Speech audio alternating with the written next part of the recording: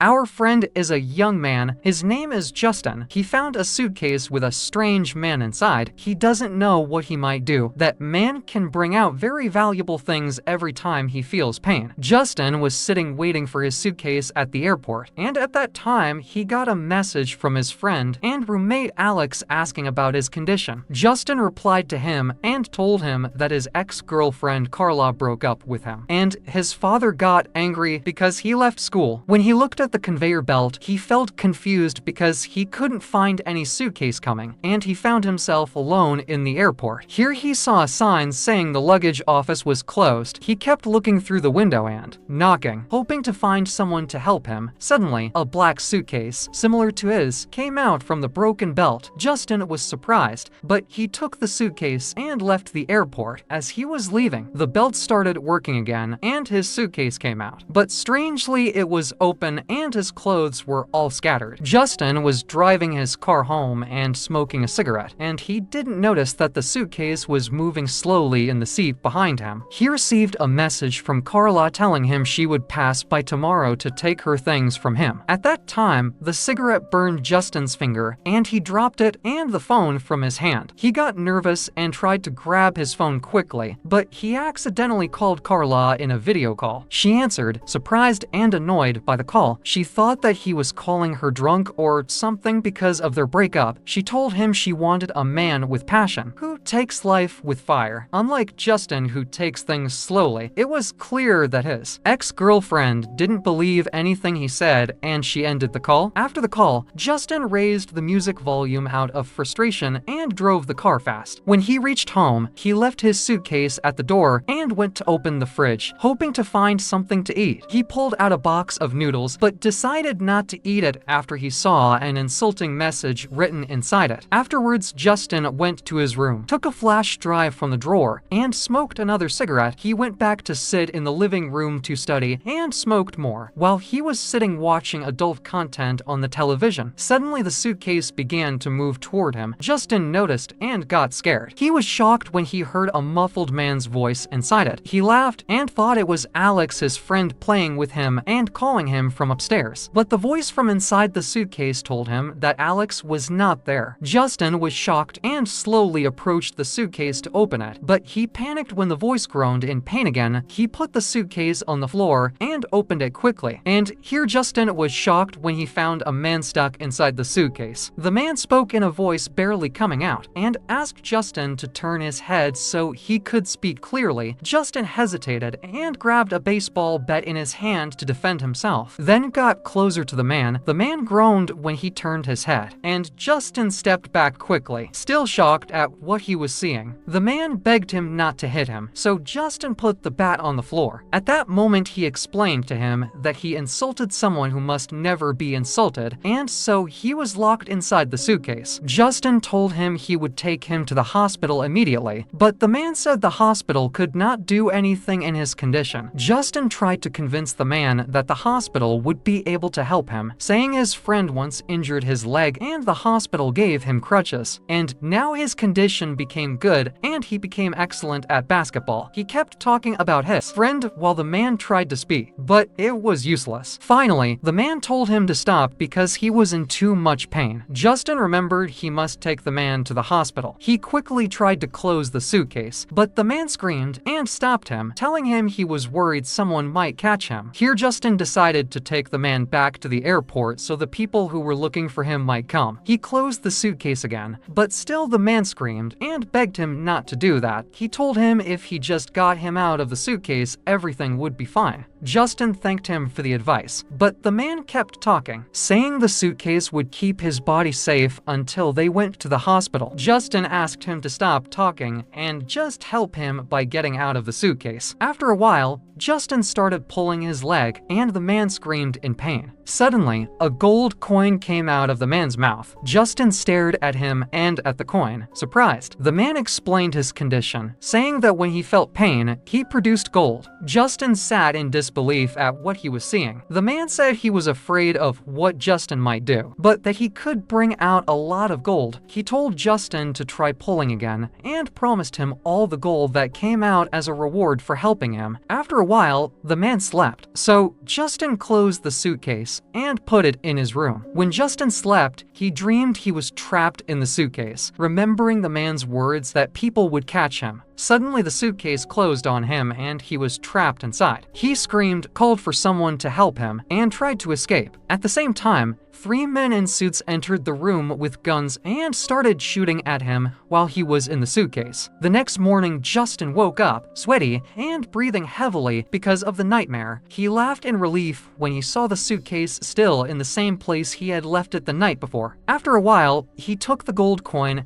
and went to the pawn shop to know what it was. The shop owner told him it was a gold coin worth 100 piastres from the era of King Abdul Amin II, who died after World War I. Justin asked if it had any value, and the shop owner said its value was that it was gold. He told him he found it among his things, so the shop owner offered him $275 for it, wrote the price on a receipt, and gave it to Justin. Justin then went to meet Alex, showed him the receipt, and Alex told him he should have asked for more, not less than $325. He mocked him for being easily exploited like Carla had done. Later, when they went home, they found Carla leaving the house frightened. She accused Justin of being a killer. Alex and Justin looked at each other confused. Here, Alex went inside with Carla to see what happened. Alex was shocked when he saw a hand coming out of the suitcase. He opened it and found the man sleeping inside. Justin entered right behind them to explain what happened. Suddenly, the man woke up when they approached the suitcase. Carla and Alex screamed in shock and stepped back, and this made the man terrified. Carla was stunned. She shouted at Justin and asked him what he had done. Justin explained to her that he originally found the man in that condition and that he did not do anything. She told him how come he did not help the man all this time. He told her the matter was complicated, but she ignored him and tried to pull the man out. Justin also went to help him. They started pulling his leg slowly, but the man was in great pain. At that time, another gold coin came out of his mouth and fell on the ground. Alex looked at the coin, and the two were still trying to help the man again. Several gold coins came out of the man's mouth. Here, Carla was shocked and asked what was happening. Justin told her he did not know, because all this happened to him last night. But at that time, Alex hid a coin behind their backs, and the poor man told them he needed to rest. The girl wanted to get him out, but Alex approached Justin and wanted to talk to him. Alex said with excitement, it does not matter how they found the man. What matters is that they will be rich. The two opposed the idea until the man called out to Alex. He went closer to him. At that time, Justin told Carla that yes, they would make a lot of money, but something terrible could happen if that man stayed here any longer. While they were standing talking, Alex closed the suitcase even though the man tried to stop him and begged him to let him go. Alex began to drag the suitcase out of the room. The two noticed and asked him what he intended to do, but suddenly Alex pushed the suitcase down the stairs. When the suitcase fell, a large amount of gold coins exploded out onto the floor, and the man was in terrible pain. The three stood staring at the gold, and Alex said they would not let that man go. Justin agreed to keep him here, but only for 48 hours, and then they would let him go. They shook hands agreeing on that. Afterwards, the three started torturing the man in different ways to make him suffer and force him to produce many coins and earn more money the next day. The three enjoyed their wealth and bought everything they had dreamed of that day. Carla was lying on the bed, putting coins on her belly, and Alex took them in his mouth. While they were in a room, Justin almost caught them. Suddenly, they heard Justin coming toward them. Alex quickly returned to his room, and Carla quickly hid the coins. Justin heard Alex's room door closing but did not bother.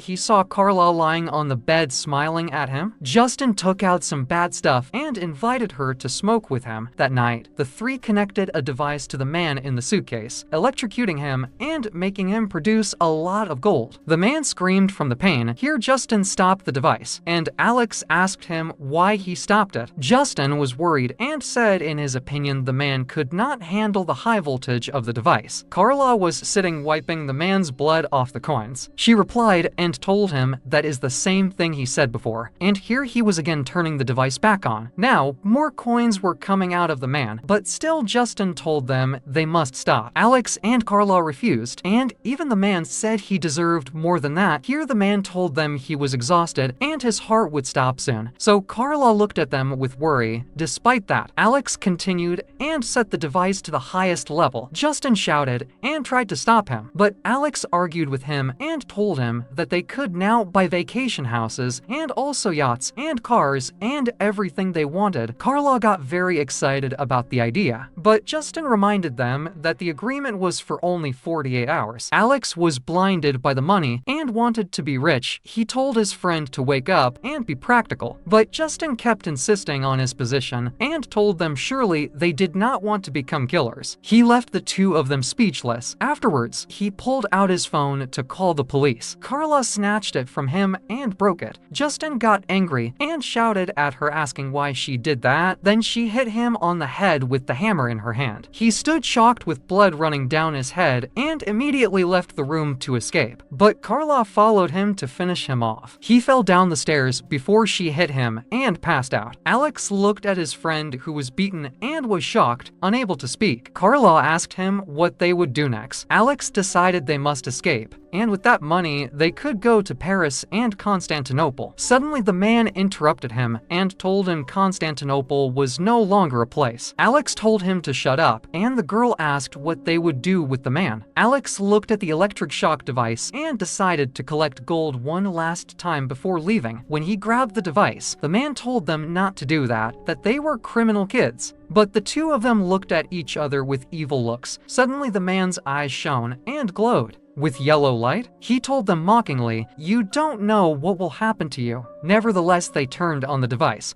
and the man laughed loudly until the device disconnected from him. Suddenly, a strong wind blew them away, and smoke swirled around the man, and he turned into a demon. Alex and Carla screamed, terrified. Suddenly, two suitcases fell to the ground and opened. The demon laughed heavily, and the two screamed, trapped inside the suitcases. After a while, Justin woke up in the hospital. He had a head injury and a broken arm. He found flowers next to him with a card from the mysterious man, telling him to think of him if he ever needed anything, and he would appear immediately. At that time, we see the man walking on his feet in very good condition. He went to the airport with many black suitcases going back to Istanbul. He was confident that the airlines would take care of his luggage, and indeed they assured him they would do anything for a loyal customer like him, because cash increases loyalty. The man smiled as he heard the voices of Carla and Alex screaming inside the suitcases for someone to help them as they were put on the conveyor belt. Goodbye, my dear. If you liked the video, don't forget to like and subscribe, and thank you for your lovely support.